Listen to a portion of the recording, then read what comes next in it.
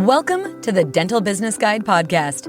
From money to marketing to management, this podcast will help you run a better dental business.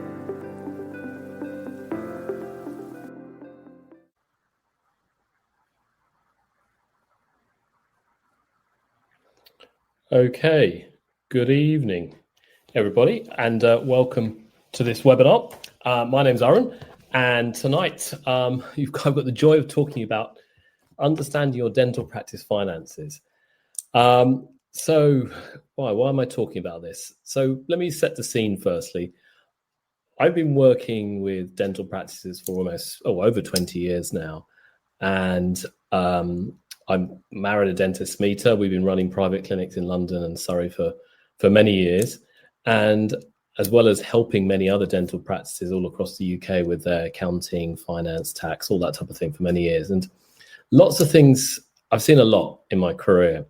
And I think over the next, it's been a tough period for many practices over the last few months. And I don't think it's going to get any easier with the budget being announced in November. So now more than ever is the time to start thinking about how can I manage my finances better? How can I understand my business better? Because it's those types of practices that will do well and not just survive, but thrive if they understand their business better.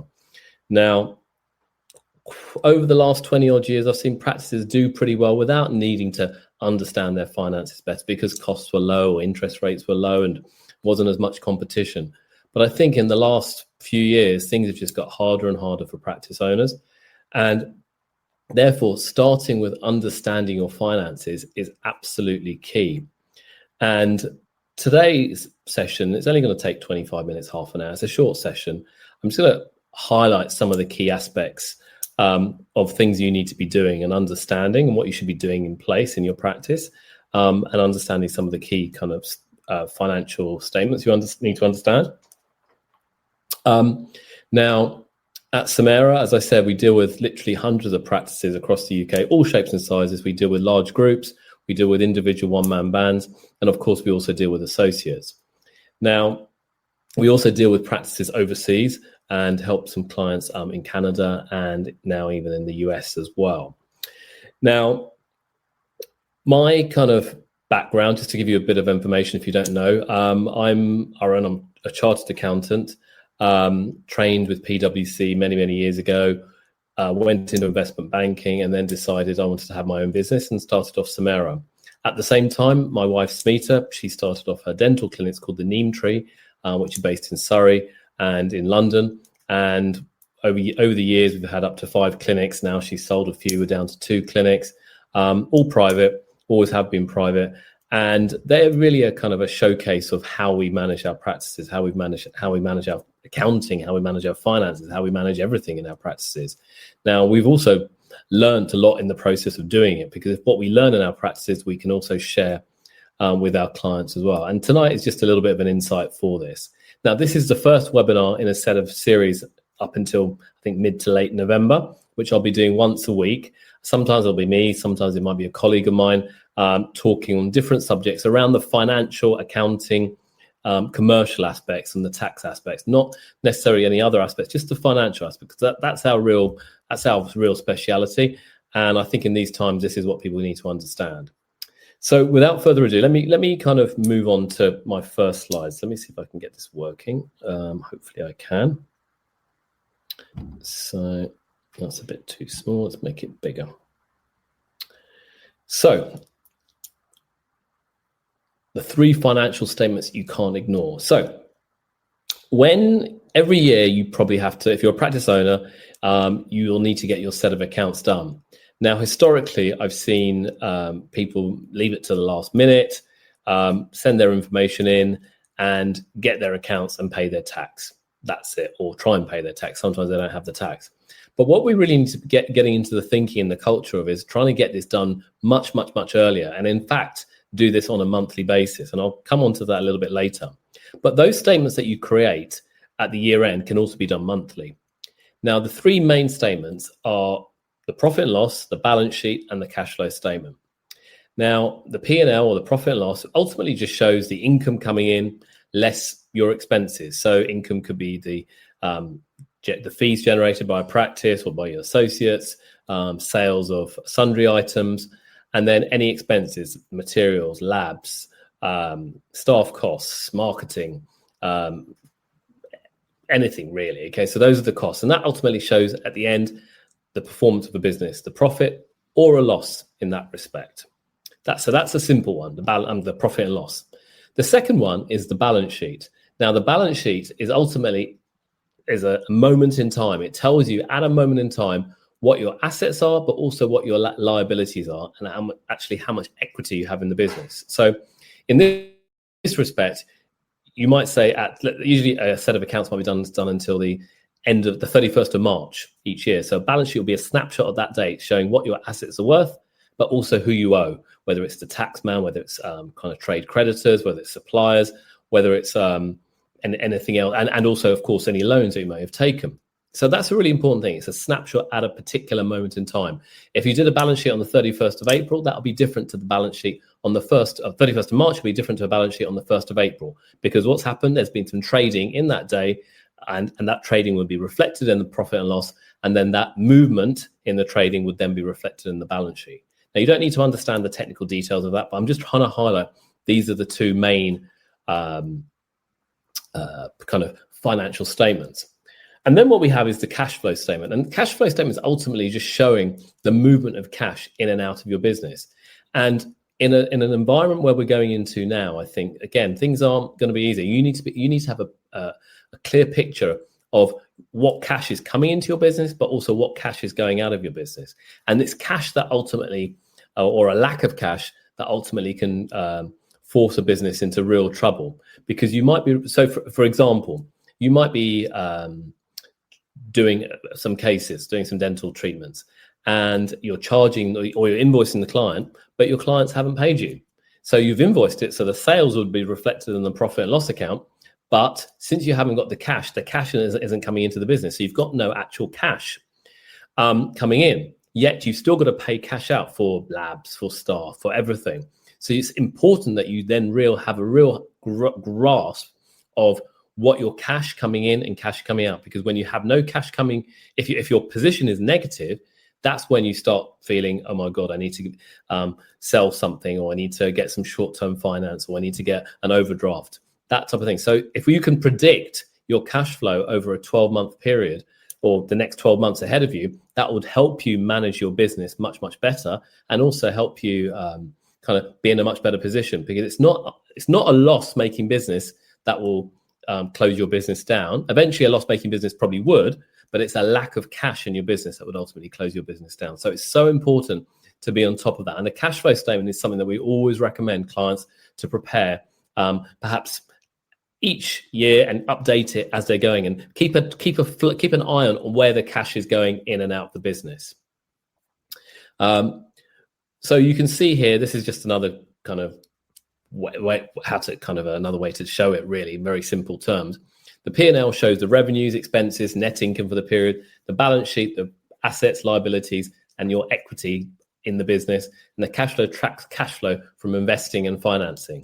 So let's say, for instance, again, going back to the cash flow, which is ultimately the most important one in this, in running a business on a day-to-day basis, is that you have the cash flow statement. You see the money coming into the bank, but you also see the money going out to the bank. And ultimately, you want that cash flow to be positive, because if it's cash flow positive, that means something is positive is happening, and you're not having to struggle to pay for any liabilities or any bills or any tax bills, that type of thing.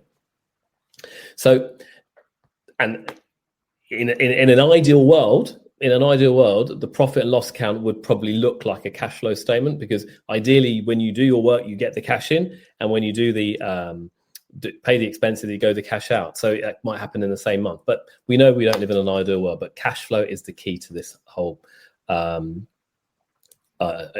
So if you need help, reach out to me. If you need a cash flow, or need to understand how can you plan your cash flow for your business, because that's really critical. So that's a very basic understanding of the three most financial statements. So if you get these financial statements at each year, you'll typically, when you get your accounts done, you'll get a profit and loss and a balance sheet. You won't get a cash flow statement. That is something that would have to be prepared separately, usually by an accountant. But the P&L and balance sheet are your statutory accounts that would have to be filed with Companies House, or if you're a sole trader, to do your tax returns as well. Now, why am I talking all about this? Okay, so, well, if you're running a practice, ultimately you're hoping to build value in your business, and you're hoping to grow the business. And ultimately, say you buy a practice for £500,000, you might want to sell it for £1 million in over a period of time. But what is that? But how are practices valued these days? Well, practices are typically valued based on using a number called EBITDA. Now, EBITDA is a number that can come from the profit and loss account. And what that means is it says there, it's earnings before interest, tax, depreciation, and amortization. So what you can see, if you see a profit and loss account, I haven't got an example to show you here tonight because it's only a brief webinar, you'll see your net profit. But what you have to do then is add back things like interest, you add back taxes, you add back depreciation and amortization, and you get then a kind of true picture of what the operating profit of the business ultimately is. So typically the EBITDA will be higher than the net profit because you're adding back depreciation, adding back amortization, adding back tax and interest. Now, that is a metric that is universally used now across the dental market, where people are working out the EBITDA. But the EBITDA is just a number, okay? And that's a number that can be derived from looking at a set of accounts. But then it's ultimately multiplied by a multiple. Now, that multiple can vary, but that multiple will determine ultimately the value of your practice. So in this example here, you can see I've said the multiple for a particular practice is 5 times EBITDA. So 5 times 300 is 1.5 million. So that would be the value of a business. Now, if we look at the current UK market, the typical range for any dental practices which are owner operated, so let's say you're the principal dentist working in that practice and you're doing the majority of the work, you're typically going to be valued between 2 and 5 times EBITDA. Now, the EBITDA will be quite high typically in those typical types of practice, usually because you're not having to pay associates and you're keeping a lot of the cash in the business or profit in the business. However, if you run an associate operated model, the range may be 6 to 9.5 times with dental associates running the business. So the EBITDA might be lower, but the multiple would be higher. Now, you may be thinking, well, why? Why would that value be higher? Why that multiple would be higher? Potentially because I could come along and buy a business from you. You might own the practice, and I'll pay you a higher amount. I don't have to actually physically work in the practice, but I'm going to be still getting a good income coming from it, and I'm going to pay you a higher multiple for it. That's what happens. So that's what you have to start thinking about is, firstly, if you are running a practice, do you continue doing your dentistry and run it you as a main operator in the practice, or do you potentially run the practice as an associate led, or is it a combination of the two? So I've written some ranges down of the multiple, and each multiple will be determined by the quality of the practice. Is it private? Is it NHS? Where is it located? The size of the practice, a whole variety of things. Now, why is this important? Because ultimately, this will determine what you can ultimately build your practice for, build your practice value to. Now, remember, EBITDA is ultimately built from profitability. It's a profit number. So the key, let's say you buy a practice for £200,000, you want to be able to, say, increase the EBITDA to 300. So there'll be many things you'll have to perhaps do, maybe cut some costs, increase your prices, a range of things that will ultimately determine whether your profitability is going to rise or EBITDA is going to rise, and ultimately your practice value will rise. So it's important to really understand your accounts and build your knowledge of the accounts in order for you to actually work out your EBITDA. And that's the key number. If you're going to track, one of the key things you want to track will be your EBITDA on a regular basis. And that's something that we do for many of our clients, is track their EBITDA, because then we can determine, how much is my practice approximately worth? So let me carry on. Now, why are we doing this? Why do we need to know the numbers? Honestly, I've worked with so many practices over the years, and some get it and many don't get it. Okay. And the key thing here is, if you have your numbers to hand, you see your numbers, you'll have real clarity of what your business is doing. And also be honest to yourself to say, well, is it doing well or is it not doing well? And if not, you can then ultimately make better decisions. So if you know your numbers, you'll be able to delegate things much more better to your team members. Avoid micromanaging, as I've written there as an example. So really knowing your numbers is really important. I cannot stress how important that is.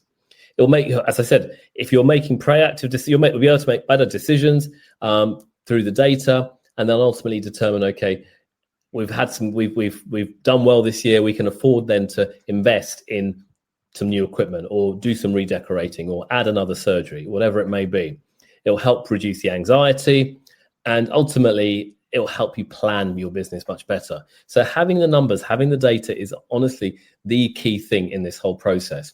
Yet so many practices I know fail to get those numbers right because they don't necessarily have a process in place to actually implement the systems in place to actually understand the business. Okay, because if you have the numbers, you'll understand your business better, and if you understand your business, ultimately you'll make better decisions. So what are the things you need to do to help you grow your practice from a financial perspective? So in my mind, proactive financial management is the key to unlocking your practice's full potential. Most people focus on their trying to work harder, do more dentistry. Yes, you've got to do that, okay?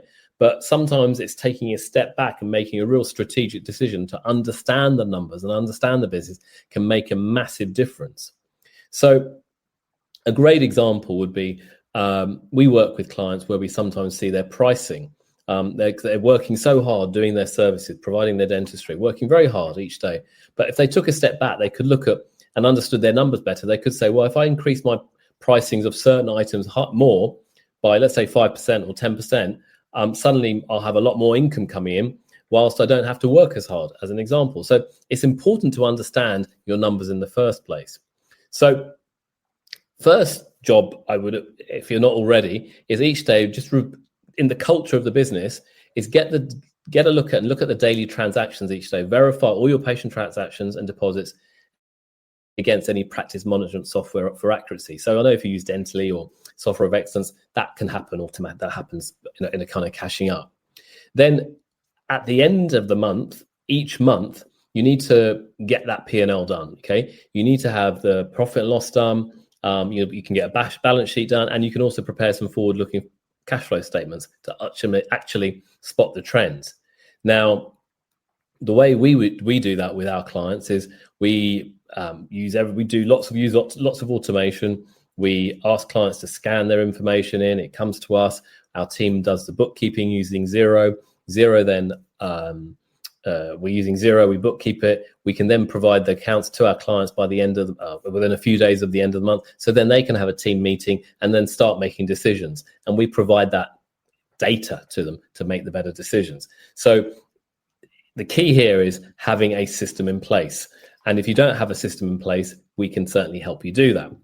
Now, once you have that system in place and you've got a monthly report, you've got a monthly analysis coming in, it's important you sit down and have a look at it, maybe with your partner, maybe with your team, and to really start looking, okay, what is working, what isn't working?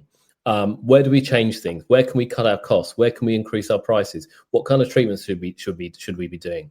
And you may even put a budget together to say next month or the next quarter, we're going to be putting a budget of X for materials or Y for marketing. And you can then allocate money towards that and not go above it. So this is what budget and forecasting ultimately is. And the last thing here is sometimes one of the key things that I've seen in some clinics are very good at it. So now my wife's clinics, our accounts receivable is virtually zero. So what that means is we get all the money up front from our patients in advance of any treatment. So before we even started the work, we've got cash in the bank. So we then don't have to chase up clients for money. But I know many practices still kind of bill the clients afterwards, or the patient walks out the door, they forget to pay or don't pay. And therefore, then there's a real hassle of collecting the cash coming in. So again, these are things that you can change. Because if you have the cash coming in or cash coming beforehand, before you start the treatment, your cash flow statements, as I said, the cash flow statement will be much more positive because you have the cash in the bank already. So you won't have that problem of, oh my goodness, I need to get short-term financing, or I need to get a quick loan, or I need to borrow money from my parents, or whoever it may be. So it's so important you start thinking in this mind. And it's a mindset thing. Think about, look at the numbers on a daily basis. Is that cash being generated? Is that right? Okay, is it sufficient?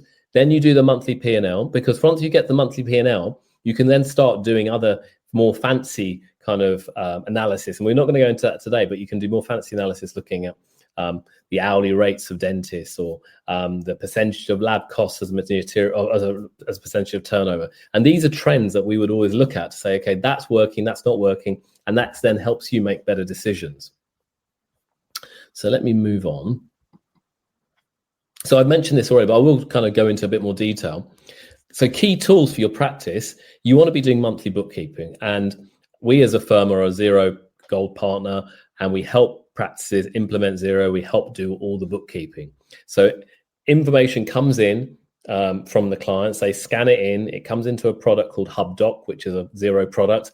HubDoc, we then process everything from HubDoc into Xero. In Xero, we do the books, do all the accounting, do all the workings. We do the associate pay if required, or the payroll. Everything's done. And then from that information, that prepares a management pack, or a set of management accounts. And that management pack is then sent to the client for them to review, make some decisions, and then ultimately hopefully improve the performance of the business. Whilst we're doing that, we can also do a monthly EBITDA assessment to say, okay, this is what the EBITDA of the practice is. And we'll look back at the last 12 months. And that's what any serious investor, if you're trying to sell to a corporate, for instance, they're not going to look at accounts of a year and a half ago. They'll look at accounts of the last 12 months. So if you can always be tracking your last 12 months EBITDA, they'll then look at that, or you can look at that and say, oh, my EBITDA is growing up moving forward EBITDA is going up a little bit each month. So then you might get to a point where you think your EBITDA is really healthy and doing positively, and it perhaps why not grow so much more. That's when the opportunity is to say, well, I think it's doing really well. I may want to sell it at that point if that's the thing for you. In addition, we would then look at other key performance indicators, as I mentioned, like lab costs as material costs as a percentage of turnover. We'd also look at non-financial metrics that perhaps come from dentally, like number of new patients, or hourly rates. These are things that can be worked out, but you cannot work these things out if you haven't got the data in the first place. So it's so important to have all that data sitting in Xero, and it's done correctly and it's done accurately. I've seen many times where people are using a bookkeeping package such as Xero or Free Agent or whatever it may be, or QuickBooks. And honestly, if it's garbage in, it's going to be garbage out. So it has to be done properly. And cutting corners on this is the last thing you should be doing if you want to go into a business that you're trying to grow and develop. We know, and I know, running a dental clinic is an expensive business. It needs a lot of capital. It needs a lot of labor. So therefore, you need to have a grip of those figures. And by cutting corners or putting rubbish numbers in, you're going to get rubbish numbers out. And that won't really help you grow your business at all. So team meetings. So once you've done all this and you're getting all this information, and let's say you work with us to do that, you'll have team meetings to discuss performance and areas to improve. And that's the key thing, areas to improve. And you can talk to our team here, they can advise, or you might talk amongst your own team. And and pretty clearly, you will start seeing the trends, whether it's a positive trend or a negative trend. You'll start seeing those trends, and people will then start thinking, okay, you might think, well, I need to do something about this, or, oh, we're doing quite well here. But that helps you. The phrase I love to use is the numbers always tell the story, always tell the story. So these are just some testimonials from some of our clients, but I'll highlight the second one. This Dr. Lee, a client of ours. By doing this, by watching the numbers and focusing on the EBITDA, this example was that our client improved their margin, improved their EBITDA by about 30%. Okay, well, increased the practice value by 30%. Sorry, because ultimately they're improving the EBITDA, so EBITDA is going up, and then ultimately you apply a multiple to it. So the value of the practice over 2 years went up by about 30%, which is a lot of money. And we know how expensive dental practices are these days. The values are high. So 30%, say, on a £1 million practice would go to 1.3 million, a lot of money, another £300,000 in that example. So it's so important when clinics and practices focus on the numbers, you start seeing a massive shift in the performance, and ultimately you get higher margins. Higher margins ultimately lead to higher valuations for the practice. So this is the real impact, is that focusing on the EBITDA, focusing on the P&L, or focusing on the P&L, which leads to the EBITDA, will then help you focus on where you cut costs, where you increase prices, and ultimately how you can run a business better and ultimately sell it in some point in the future, if and when you're ready to sell, if you need to. If you want to sell, you may not want to, but it doesn't matter. You can still maximize profitability whilst you're doing it. Now, I've kind of highlighted these already, but I will kind of talk these through. There are key pitfalls to avoid.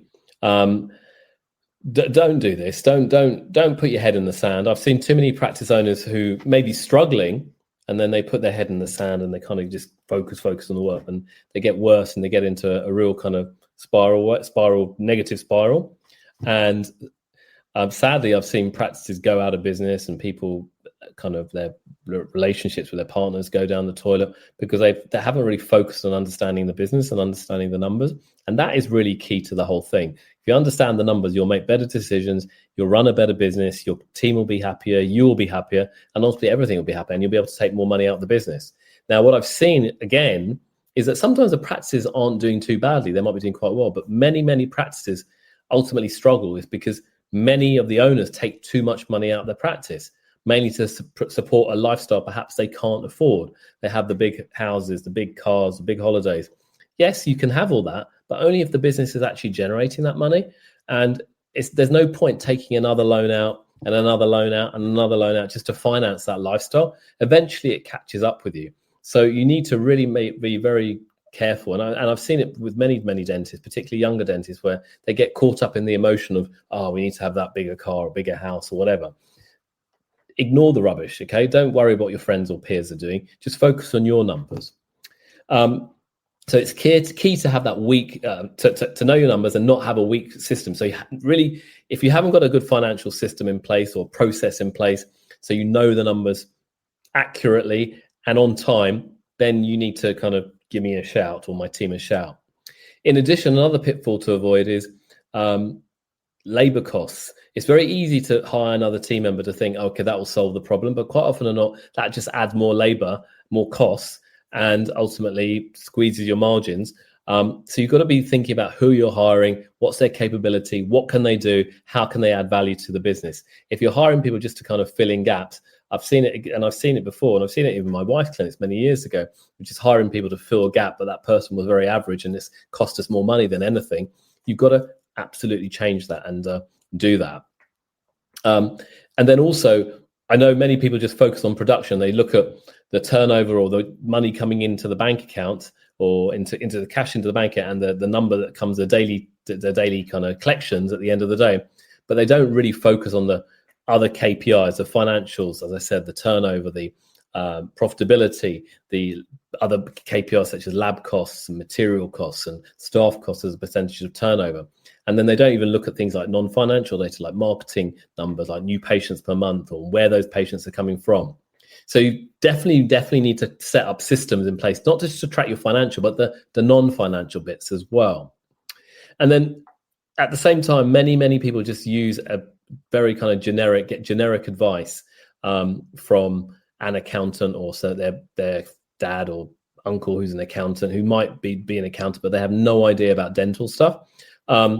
And that's failing. You're failing yourself more than you're failing your business, and ultimately you're failing your team. So it's so important to get proper advice from people who know it. Now, I don't want to blow my own trumpet, but we've been doing this 20 odd years. We run our own practices. We see what works. We also see what doesn't work. There are many other accountants out there, but none, as far as I'm aware, who actually run dental practices. So we have a really unique insight, particularly in the private domain. That's where our kind of real strength is, in private clinics. We see what works, what doesn't work, and then we can share that knowledge to people or to clients with that kind of specific understanding of the sector. So what can you do today? Okay, there's a few things you can do. You firstly can take control today. The first thing is start your monthly review, start getting your financials done, start getting a system in place. Understand your financial statements. If you've got some accounts already, have a look at them, interpret them, ask questions. If you're not sure, reach out to me or my team. We'll happily help you interpret your numbers. Number 2, get a set of advisors, someone who understands dentistry, who knows what they're doing. Again, we can do that. And then thirdly, make better decisions from this information. Financial literacy of your business is ultimately the foundation of your career and your career freedom. Too many practice owners, I think, get excited. They buy a practice or they set up a practice, get very excited, but they lack the financial understanding. And by lacking that financial understanding, they struggle, and that's when they kind of have real problems. Okay. And then cash flow issues and tax issues, and it's just an never-ending cycle of going round and round, and the same problems every year. So it's so important to really shake it up and do something different. And again, we can help in that respect. So we have a whole bunch of resources. Okay, what I'll do, I will share some links now. So I'm going to go to our website. There's a few resources that you can take and get here, and they're all totally free. Okay, well, most of them are free.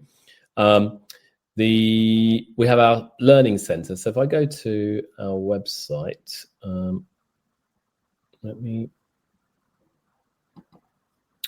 go to our website. Just bear with me a second.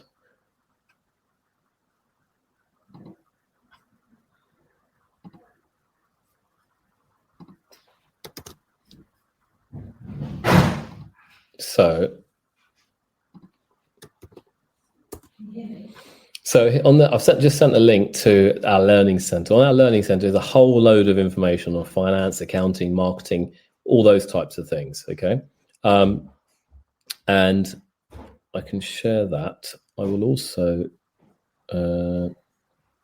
share another link.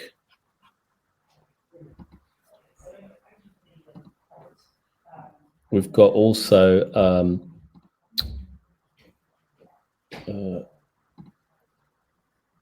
you've probably joined this event through our webinar program. So we've got, as we said, I've got a webinar next week. Okay, I'll be putting a link. This is a link to an event we're doing in February. Okay, and there's a whole load of it's a one-day event at the Institute of Chartered Accountants in England, Wales. Now, obviously, I'm a fellow of that. And we've got a nice space there. We'll be talking about accounting, tax for dental practices or dental practice owners specifically. So it's a whole information there. Have a look at that event. Okay. And the other thing I want to highlight is our packages that we can provide to you. Where's it gone?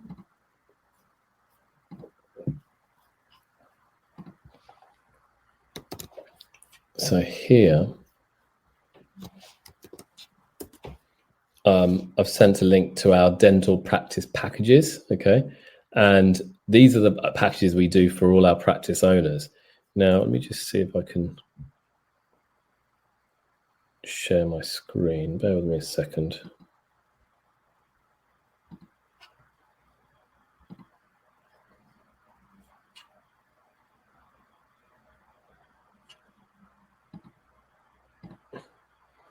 I just need to figure out how I do this, but if I can't do it,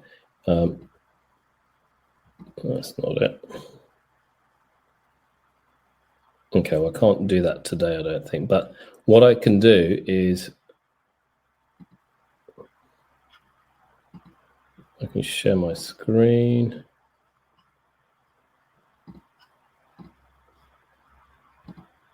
So hopefully you can see my screen. Yep.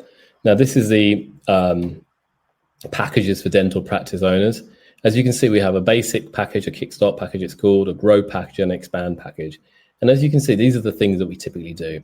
Under operational accountancy, we have bookkeeping, quarterly accounts, balance sheet, bookkeeping, tracking categories. We get the annual accounts all done, corporation tax, director's return, personal. We do basic tax planning. You have a dedicated accountant. You get part of our buying group. Now, our buying group is something that allows people to get savings. We have discounts with various suppliers, from people like Wrights to some other kind of suppliers as well. We get good discounts because we've negotiated. We have over 150 practices on the buying group, so we can save you money if you haven't already. Join the buying group. That's free anyway. You don't even have to be an accountancy client. You can join it for us for free. But if you look at the more advanced packages, we help set up the chart of accounts in Xero.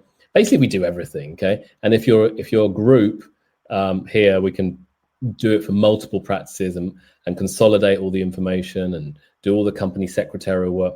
So we can pretty much cover everything there. So we've got enough experience, and then we can provide FD services. And these are some of the kind of other KPIs we can look at. Chair time, revenue analysis, treatment mix, pricing, do a valuation, cash flow analysis, all of these things we can do. So we've got a lot of experience in this. And this is kind of what we've done bread and butter for the last 15, 20 years, all developed in our own practices. And now we can provide them to other clients. And just going back to this February event as well that we've got, this one here, February the 6th, it's the ICAEW. And again, this has got a whole range of things what we're going to cover. It's a full day. It's only £300, but it gives you a good understanding of this. So you can check this out if you want to book a ticket. There's very limited spaces. I'm keeping it to about 12 people. So if you want a space, please book early. And I imagine this will get quite busy. And then finally, just to kind of highlight, I know you've booked on this event. Hope you found this of interest. Okay, tonight's was this one here. Next week, we're going to be looking at tax and looking at some tax efficient strategies. If that's of interest to you or any colleagues you know, please do share that with others. And we've got a whole load next. And the following week is practice growth. We're looking at how to acquire practices. Number 4, there's some of the systems we put into place with Xero and other processes. And we'll look at even at AI. We look at pricing of services, funding, getting loans, getting finance on the best terms, building the right finance team, who you need, what types of people if you're going to build a proper business, AI again. So we've got a whole range of things that are there. If I go back to my thingy now, hopefully I'll stop sharing this. And I'll go back to my tab. So, oh, sorry, maybe you didn't see the slides. I'll show the packages again. Hold on, I've just been told. Sorry about that. How annoying.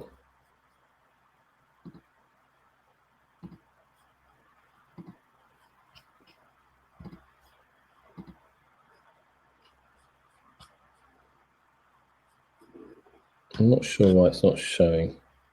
It's telling me it's showing, but okay, not to worry. If not, I've sent the links in the here. Hopefully you can see that. Can you see that? Maybe not. But if not, these, yeah, okay, that's it. Okay, right. I think you can see the packages now. You can see the dental practice startup. You can see the grow packages. You can see literally everything that we've got there. These are all these are expand services for growth. I'll just scroll down. I'll just scroll down a bit more on this page. Go back. Client care, tax planning. We basically cover everything, and it depends on the size of practice. The prices will be determined based on which practice size, what you need, etc. But it shows you how much detail that is there. And one of the things that I really do want to show is that there are so many things that can be monitored. And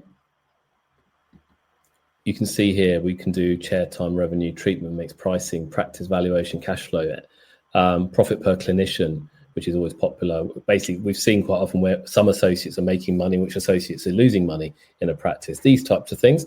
And what we've also seen, what we're working on a product with AI to basically bring in data from Xero, bring in data from Dentally, and then hopefully analyze that and help practice owners make better decisions as well. So that's kind of kind of touched on it tonight.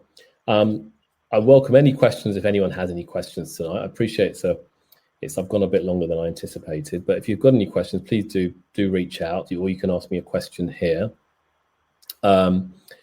Alternatively, reach out to me. I can put my email addresses here, arun@samara.co.uk. You can book a call with me, or you can book a call with my colleague Natasha, who kind of heads up our accounting side of things. She'll be happy to help out as well. But I hope this has given you a real basic insight. I've tried to dispense 20 odd years of experience into like 30 minutes or 40 minutes tonight, okay? Just to give you a taste of it. I don't want to overwhelm you, but you know where we are. And if we can help in any tool, please let me know. This video will be recorded. This video has been recorded, it has been recorded. It will be sitting on our website in due course, and our YouTube, or my YouTube channel as well, very shortly as well. So hopefully this has been useful. And if you have any questions, don't hesitate to reach out. Thank you. I'll just wait around for a moment if anyone has any questions. If not, no big deal. Appreciate it's a Tuesday night. You might have more interesting things to do.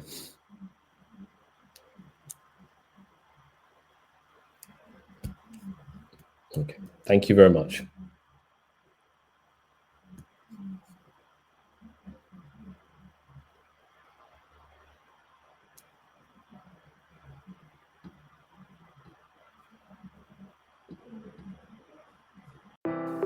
Thanks for listening in to the Dental Business Guide podcast.